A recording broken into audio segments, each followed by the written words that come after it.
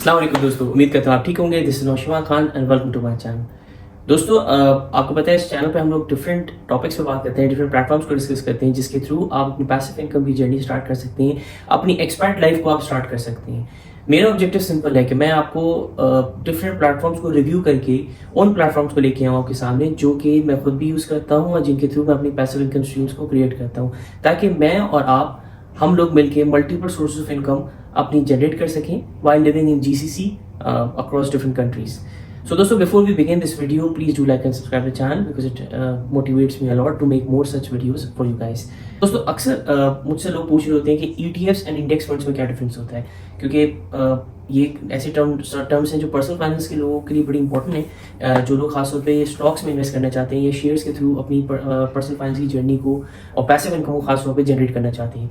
तो आज मैंने सोचा कि मैं इस बारे में थोड़ी सी डिस्कशन करूँ कि इंडेक्स फंड्स और आपकी जो ETFs होते हैं उनमें क्या डिफरेंस होता है। देखिए दोस्तों, पहले से हम बात करते हैं कि आपको पैसिव इनकम शेयर्स के थ्रू क्यों लेनी चाहिए। अगर हम बात करें एसेट क्लास की, तो शेयर्स में और स्टॉक एक्सचेंजेस में इन्वेस्ट करना आपके लिए सबसे बेस्ट होता है। क्यों? क्योंकि आपने ज़्यादातर एक्टिवली इन्वॉल्वमेंट नहीं होती उसमें, आप पैसिवली इन्वेस्ट करते हो और अपने अमाउंट को ग्रो करते हुए देखते हो through capital appreciation, through dividend returns. तो आपकी एक स्टॉक मार्केट में जो इन्वेस्टमेंट होती है वो आपको हमेशा रिटर्न दे रही होती है ओवर द लॉन्ग रन और मीडियम रन भी। ये क्यों होता है? क्योंकि जैसे जैसे नॉर्मली कंट्रीज़ की इकोनॉमी ग्रो करती है, और ख़ासतौर पे जिन इकोनॉमीज़ में आप इन्वेस्ट करना चाहते हो, जैसे फॉर एग्जांपल USA की इकोनॉमी है या फिर आप यूरोप की इकोनॉमी में इन्वेस्ट करना चाहोगे, तो ये वो कंट्रीज़ हैं जहाँ की ग्रोथ एक सर्टेन ट्रेजेक्टरी पे चल रही होती है, जो ग्लोबल इकोनॉमी को इम्पैक्ट कर रही होती है। और यहाँ पे वो कंपनीज एग्जिस्ट करती हैं जो कि आपके लिए बहुत इंपॉर्टेंट है, इन द सेंस कि आपके डेली यूसेजेस में आपके आ रही होती हैं। फॉर एग्जांपल, अगर मैं बात करूँ, मैं एप्पल को यूज़ करता हूँ, एप्पल के फ़ोन्स यूज़ करता हूँ, उसके लैपटॉप्स यूज़ करता हूँ, मैं सैमसंग यूज़ करता हूँ, मैं फेसबुक यूज़ करता हूँ, मैं गूगल यूज़ करता हूँ। ये सारी की सारी वो कंपनीज हैं जो लिस्टेड हैं एंड अवेलेबल हैं इन्वेस्टमेंट के लिए US की स्टॉक मार्केट में। इन कंपनीज़ के DNA में ही ऐसा है कि इन्होंने ग्रो करना है, इन्होंने टेक्नोलॉजी को में इन्वेस्ट करना है, इन्होंने नए प्रोडक्ट्स को लॉन्च करना है, और ये एक इनकी हिस्ट्री है नए प्रोडक्ट्स को लेके आने की। टेस्ला की बात करें हम, फॉर एग्जांपल हम इसकी गूगल की बात करें, हम बहुत सारी कंपनीज की बात कर सकते हैं जो कि इन्वेस्टमेंट्स में जो कि टेक्नोलॉजी में इन्वेस्ट करती रहती हैं और री इन्वेस्टमेंट भी कर रही होती हैं। और इनकी ग्रोथ ट्रेजेक्टरी का पार्ट बनने के लिए हमें चाहिए कि हम अपने US स्टॉक मार्केट में इन्वेस्ट करें। अब US स्टॉक मार्केट में इन्वेस्ट करने के दो मेन तरीके हैं, एक्चुअली 3 मेन तरीके हैं। सबसे पहला तरीका ये है कि आप डायरेक्टली स्टॉक्स उनके परचेज करें अपने ब्रोकरेज फर्म के थ्रू। आप डायरेक्टली उनको इन्वेस्ट करें स्टॉक्स में, या ट्रेड करें या फिर उनको परचेज करें। सेकेंडली ये तरीका होता है कि आप ETFs, जिसको बोलते हैं एक्सचेंज ट्रेडेड फंड्स, उसमें इन्वेस्ट करें। अब ETF होता क्या है? बाय डेफिनेशन मैं आपको छोटा सा बिल्कुल सिंपल सा बताऊं, ETF किसी भी एक पर्टिकुलर इंडेक्स को फॉलो कर रहा होता है। वो ग्लोबल मार्केट का हो सकता है, वो फॉर एग्जांपल S&P 500 का हो सकता है, वो डिफरेंट उसके हो सकता है, FTSE का हो सकता है। तो आपके ये जो ETF होते हैं, ये एक पर्टिकुलर इंडेक्स को फॉलो कर रहे होते हैं। अच्छा, इसमें इन्वेस्टमेंट करने का फायदा क्या होता है? जब आप एक पर्टिकुलर स्टॉक को परचेज करते हो, फॉर एग्जांपल एप्पल के स्टॉक को आपने परचेज किया, तो उसकी मार्केट की वैल्यू कितनी ऊपर जा रही है, कितनी नीचे जा रही है, कितनी कांस्टेंट है, स्टेगनेंट है, क्या रिटर्न्स हैं, ये बहुत सारे फैक्टर्स पे इम्पैक्ट कर सकते हैं। और ये एक पर्टिकुलर सेक्टर के अगेंस्ट आप इन्वेस्ट कर रहे हो, एक पर्टिकुलर कंपनी में आप इन्वेस्ट कर रहे हो सिर्फ। अब उसके रिटर्न्स बहुत अच्छे भी हो सकते हैं, लेकिन फॉर एग्जांपल किसी भी मार्केट शॉक की वजह से उसके स्टॉक प्राइसेस नीचे भी गिर सकते हैं। ऑफ कोर्स रिस्क हर जगह होता है, जब आपको रिटर्न चाहिए होता है, इन्वेस्टमेंट आप करना चाहते हो, तो रिस्क आपका होगा लाजमी। लेकिन अगर इसको आप किसी ETF से कंपेयर करो, ETF अगर कोई फॉर एग्जांपल S&P 500 की बात करें हम, तो वो पूरी की पूरी जो आपकी S&P 500 में जितनी कंपनीज आती हैं, पूरी 500 कंपनीज, उनके ऊपर इन्वेस्टमेंट किया हुआ होता है अगेंस्ट द रेशियो और contribution that they have with in those 500 companies. तो होता क्या है, अगर आप एक कंपनी में इन्वेस्ट करो कि 5 मिनट में थोड़ा थोड़ा अमाउंट को इन्वेस्ट करो, फॉर एग्जांपल आपने $100 टू इन्वेस्ट, आपने $100 का एप्पल का स्टॉक खरीदा या फिर ETF का स्टॉक खरीदा, जो कि पूरी की पूरी उन 500 कंपनीज में S&P में जो लिस्टेड हैं, जो उस क्राइटेरिया पे सेट होती हैं S&P 500 की कंपनीज, उसके ऊपर थोड़ा थोड़ा बिजनेस हो जाता है। तो ये डाइवर्सिफिकेशन की तरफ जाते हैं। यहाँ पे कोई भी उस कंपनी को कुछ भी इम्पैक्ट हो, फॉर एग्जाम्पल नया प्लेयर आ गया, नया कंपटीटर आ गया, कोई भी ऐसी चीज़ होती है XYZ, कोई फॉर एग्जांपल लॉ सूट हो जाता है या फिर कोई ग्लोबल एम्बार्गो हो जाता है, बॉयकॉट हो जाता है, एनीथिंग एट ऑल, एप्पल उसके इम्पैक्ट बहुत ज़्यादा फेस कर सकता है, क्योंकि वो आप एक कंपनी में इन्वेस्ट कर रहे हो अपने $100। यहाँ पे आप उस $100 को डिफरेंट पूरी बास्केट में इन्वेस्ट कर रहे हो, डिफरेंट स्टॉक्स में इन्वेस्ट कर रहे हो, 500 कंपनीज के रेशियो में कर रहे हो, तो पूरी मार्केट में बेसिकली आप इन्वेस्ट कर रहे हो। तो होता क्या है कि ये डाइवर्सिफिकेशन से आपका रिस्क मिटिगेट हो जाता है। रिस्क खत्म कभी नहीं होगा, लेकिन रिस्क मिटिगेट हो जाएगा। तो ये डिफरेंस होता है कि अगर आप इंडिविजुअल स्टॉक्स में इन्वेस्ट करो या फिर आप किसी ETF में इन्वेस्ट करो। तो दोस्तों अब हम बात करते हैं इंडेक्स फंड की।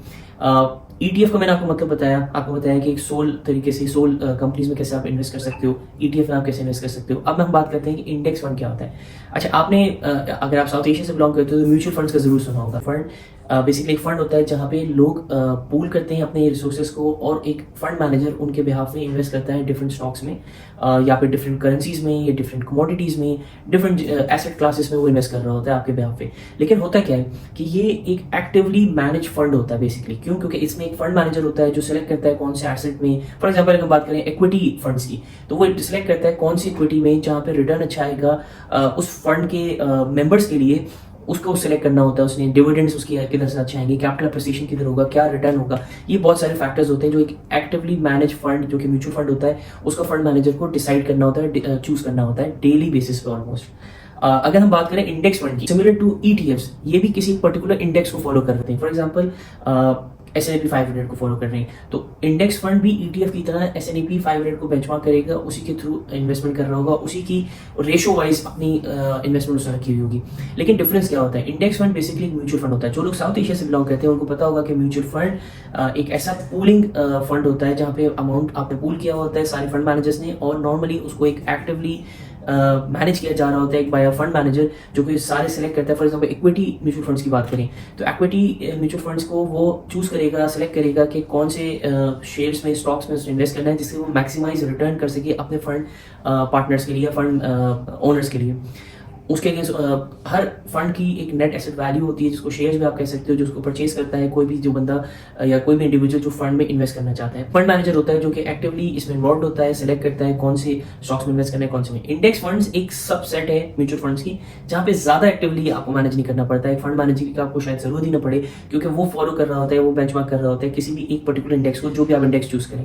आप उसमें FTSE को कर सकते हैं, आप इसमें S&P को कर सकते हैं, आप उसमें ऑल वर्ल्ड इंडेक्स को कर सकते हैं। डिफरेंट उसमें ऑप्शंस होते हैं जिसमें आप इन्वेस्ट कर सकते हो इंडेक्स फंड में। तो बेसिकली दोनों की अगर हम सिमिलरिटी की बात करें तो ETF एंड इंडेक्स फंड दोनों एक पर्टिकुलर इंडेक्स को फॉलो कर रहे होते हैं, बेंचमार्क कर रहे होते हैं उसकी परफॉर्मेंस को, और उसी के थ्रू अपनी इन्वेस्टमेंट कर रहे होते हैं। दोनों ही आपको डाइवर्सिफिकेशन का एक बहुत अच्छी अपॉर्चुनिटी देते हैं। क्यों? क्योंकि आप किसी एक पर्टिकुलर स्टॉक पे, एक पर्टिकुलर सेगमेंट पे, एक पर्टिकुलर सेक्टर पे डिपेंडेंट नहीं हो, रिलाई नहीं करते हो, आप ओवरऑल मार्केट पे रिलाई करते हो। तो अगर अंटिल अनलेस यूएस की इकोनॉमी पूरी क्रैश कर जाए, सारी जो स्टॉक मार्केट में लिस्टेड कंपनीज है वो क्रैश कर जाए, आपका रिटर्न मिटिगेट हो जाता है, रिस्क आपका मिटिगेट हो जाता है और आपका रिटर्न खत्म होने के बहुत कम चांसेस हो जाते हैं। तो आपको रिटर्न मिलता रहता है एज यूएस इकोनॉमी ग्रोस। क्योंकि देखें अगर हम कोविड की फॉर एग्जांपल बात करें, पूरी ग्लोबल इकोनॉमी पे इम्पैक्ट आया, लॉजिस्टिक्स पे आया, बहुत सारी चीज़ों पे डिफरेंट आया, लेकिन उसी आपकी रेस्टोरेंट्स पे इम्पैक्ट आया, आपकी लॉजिस्टिक्स पे इम्पैक्ट आया, लेकिन उसी उसमें एक अपॉर्चुनिटी हेल्थ केयर के लिए आई क्योंकि वैक्सीनेशन के लिए, मेडिकल इंस्ट्रूमेंट्स के लिए चीज़ों पे इन्वेस्टमेंट बढ़ी, कंपनीज रिसर्च बढ़ाई, उनके स्टॉक मार्केट्स में शेयर्स बढ़ गए। तो ये देखिए एक सेक्टर को इम्पैक्ट हुआ, दूसरे सेक्टर ने ग्रो किया। तो इसी वजह से इंडेक्स फंड्स या ETFs हमेशा आपको रिस्क को मिटिगेट करते हैं और डाइवर्सिफिकेशन में हेल्प करते हैं। दोनों ही लो कॉस्ट होते हैं, दोनों ही compare to other forms of investment like with in shares. For example अगर जैसे हमने थोड़ी देर पहले बात की इंडिविजुअल स्टॉक्स में इन्वेस्ट करने की, तो उसकी ट्रेडिंग फीस, उसकी कमीशन ज़्यादा होते हैं कंपेयर टू अगर आप किसी ETF में इन्वेस्ट किया हुआ हो या इंडेक्स में इन्वेस्ट किया हो। अब हम बात करते हैं स्ट्रक्चर की। दोनों के अगर स्ट्रक्चर की हम बात करें तो देखिए ETF स्टॉक्स होते हैं बेसिकली जो ट्रेड हो रहे होते हैं स्टॉक मार्केट पे, तो वो फॉलो तो पूरे बेंचमार्क उसको कर रहे होते हैं किसी भी एक पर्टिकुलर इंडेक्स को, लेकिन वो खुद से भी ट्रेड हो रहे होते हैं। तो आप डेली बेसिस पे उनकी स्टॉक प्राइसेस को देखते हुए इन्वेस्ट कर सकते हो, उनको ट्रेड कर सकते हो, उनको सेल कर सकते हो, उनको बाय कर सकते हो, उनको रिटेन कर सकते हो अपने पास over long period of time, जहाँ पे आपकी कैपिटल अप्रिसिएशन हो सकती है, जहाँ पे आपको डिविडेंड मिल सकते हैं। लेकिन अगर सेकंड बात करें इंडेक्स फंड की बात करें अगर हम, तो इंडेक्स फंड डेली बेसिस पे आप कर सकते हो, लेकिन थ्रू आउट द डे नहीं कर सकते हो। आप पर्टिकुलर जब डे आपकी मार्केट बंद होती है तब आप उसको ट्रेड कर सकते हो बेस्ड ऑन उसकी नेट एसेट वैल्यू के, जिसको NAV कहते हैं। इसी वजह से ETFs आपको अलाउ करते हैं कि आप दिन भर में ट्रेड भी कर सकते हो, उनकी वैल्यू बढ़ रही है तो उनको आप सेल करके अपना प्रॉफिट ले सकते हो। अगर उनकी वैल्यू गिर रही है और आपने लॉन्ग टर्म इन्वेस्टमेंट करने के लिए अच्छी अपॉर्चुनिटी ढूंढी है तो आप उनको इन्वेस्ट कर सकते हो। लेकिन अगर हम बात करें इंडेक्स फंड्स की तो वो डेली की आप उसमें नहीं कर सकते हो, जब तक वो मार्केट क्लोज नहीं होगी, उसकी जो भी नेट एसेट वैल्यू होगी उसी के बेसिस पर आप ट्रेड कर सकते हो। तो फ्लेक्सिबल ट्रेडिंग बेसिकली ETF आपको अलाउ करता है, इंडेक्स फंड्स आपको उस तरीके से अलाउ नहीं करते because by default by nature वो एक म्यूचुअल फंड। अच्छा, अगर हम बात करें कि डिस्क्लोजर की कि क्या होल्डिंग्स हैं ETFs की, तो वो डेली बेसिस पे कर रहे होते हैं क्योंकि वो स्टॉक मार्केट में ऑफकोर्स लिस्टेड भी होते हैं स्टॉक मार्केट्स में, उनकी सेलिंग भी हो रही होती है, ट्रेडिंग भी हो रही होती है, तो वो डिस्क्लोजर ऑफ होल्डिंग्स उनकी डेली बेसिस पे होती है। कंपेयर टू इंडेक्स फंड्स के, इंडेक्स फंड्स क्वार्टरली अपना डिस्क्लोजर करते हैं अपनी होल्डिंग्स का, तो ये थोड़ा सा एक डिफरेंस है अगर आप ट्रांसपेरेंसी बहुत ज़्यादा डिपेंडेंट हो। इसके अलावा अगर हम बात करें दोस्तों, तो ईटीएफ्स की कोई मिनिमम इन्वेस्टमेंट रिक्वायरमेंट नहीं होती। क्यों? क्योंकि आप उनके फ्रैक्शनल शेयर्स भी परचेज कर सकते हो स्टॉक मार्केट के थ्रू। आप उनको उनकी कोई मिनिमम इन्वेस्टमेंट रिक्वायरमेंट नहीं होती कि आपने इतना अमाउंट, सर्टेन अमाउंट ही इन्वेस्ट करना है। लेकिन अगर आप इसको कंपेयर करें इंडेक्स फंड से, तो उनकी नॉर्मली एक मिनिमम इन्वेस्टमेंट अमाउंट होती है जो आप फ्रैक्शनल उसमें शायद परचेज नहीं कर सकते हो। में दोस्तों, अगर आपने यूएस स्टॉक्स में इन्वेस्ट करना है तो मैं दो प्लेटफॉर्म्स को यूज करता हूँ। बीइंग अ यूई रेजिडेंट, आप जीसीसी में कहीं भी हो, आप इन दो प्लेटफॉर्म्स को यूज कर सकते हो। एक का नाम सर्वा है जिसको मैं यूज करता हूँ फॉर यूएस स्टॉक्स, और एक बरका है जिसको मैंने अभी रिसेंटली स्टार्ट किया यूज करना। दोनों के लिंक्स डिस्क्रिप्शन में मैंने लगा दिए हैं रेफरल कोड के। अगर आप उनको यूज करेंगे तो आपको ज्वाइनिंग बोनस मिल सकता है, $50 फॉर सर्वा, $25 फॉर बरका। आप उनमें से मेरी वीडियोस भी मैं नीचे लगा रहा हूँ लिंक उनके डिस्क्रिप्शन में, आप उनको देख सकते हैं। मैंने रिव्यू किया है, दोनों को कंपेयर किया है, उनकी इन डेप्थ कंपैरिजन है। अगर आप उनको देखेंगे, आपकी अपनी फिर चॉइस है कि आप किस प्लेटफॉर्म को यूटिलाइज करना चाहते हो। दोनों के रेफरल कोड्स नीचे हैं, आप उनको यूज करके अपना ज्वाइनिंग बोनस भी क्लेम कर सकते हो। बात करें दोस्तों फीस की, तो ईटीएफ्स की फीस और इंडेक्स फंड की फीस नॉर्मली दोनों ही लो कॉस्ट होते हैं, जैसे हम थोड़ी देर पहले बात की। लेकिन ईटीएफ्स की थोड़ी सी शायद ज्यादा हो सकती है, क्योंकि ट्रेडिंग कमीशन आपका लग सकता है, क्योंकि ऑफकोर्स आप ट्रेड कर रहे होगे एज ए नॉर्मल स्टॉक भी इसको ट्रेड कर सकते हो आप। तो अगर आप ट्रेडिंग करते हो तो शायद आपको ज्यादा उसकी कॉस्ट पड़े, वरना अगर over long period of time अगर आप देखें तो उसकी इतनी ज्यादा कॉस्ट नहीं आती। तो जनरेट पैसिव इनकम दोस्तों आप लोगों के लिए अच्छी अपॉर्चुनिटी होती है कि आप ईटीएफ या इंडेक्स फंड्स के थ्रू इन्वेस्टमेंट करें, जहां पे आपको एक्टिवली इन्वॉल्व नहीं होना, जहां पे आपने डेली बेसिस पे स्टॉक्स को नहीं देखना, उनकी प्राइसेस को ऊपर जाते हुए नहीं देखना, नीचे जाते हुए नहीं देखना, और आपने परेशान नहीं होना। तो ETF for example FTSE all world index जो है आपका, जो कि बेसिकली 3000 स्टॉक्स को ग्लोबली एवेल्युएट कर रहा होता है उनकी परफॉर्मेंस को, और उसमें इन्वेस्टेड होता है अक्रॉस 47 कंट्रीज।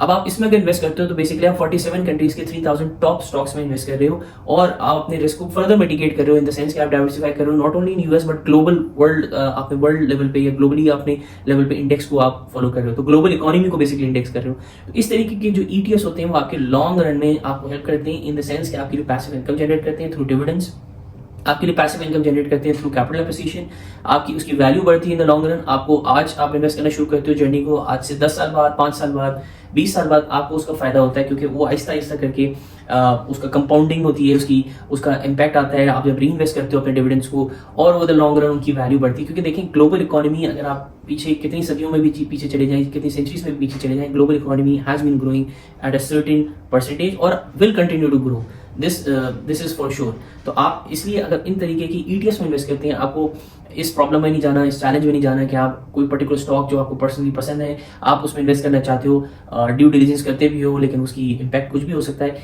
इन ईटीएफ्स में इन्वेस्ट करने का फायदा ये होता है कि आप रिस्क बेसिकली मिटिगेट करते हो, डाइवर्सिफाई करते हो। So guys, that's it for today. Hope you like the video. Thank you so much for watching till the end. Until next time, Allah Hafiz.